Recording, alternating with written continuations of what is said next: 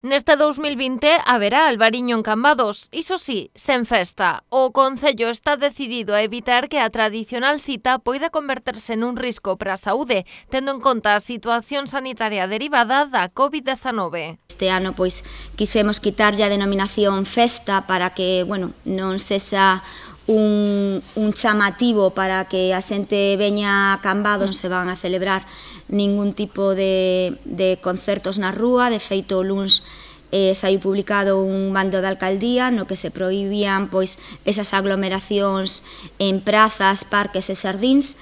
Si, evidentemente, os locais de hostelería estarán abertos e estarán cumplindo as medidas de aforo. O Concello si colaborará co Consello Regulador da de Rías Baixas na organización das actividades que se manterán. Unha delas será a cataconcurso dos albariños da colleita do 2019, escollendo, como sempre, os 3 mellores. Entonces lo haremos el jueves y viernes con un panel de cata que, como todos los años, está constituido al 50% por miembros de nuestro propio panel de cata del Consejo Regulador y el 50% invitados, que son catadores, sumilleres, enólogos y periodistas de otros puntos de España, ¿no? A entrega de premios tamén muda formato. Da cerimonia posterior ao xantar do albariño, que sempre se celebraba nos xardíns do Pazo Torrado e que este ano se cancela, pasan a un pequeno acto que terá lugar no Salón José Peña. Este espazo acollerá tamén a outra actividade que resiste ante as restriccións da COVID-19, o Túnel do Viño. Se va a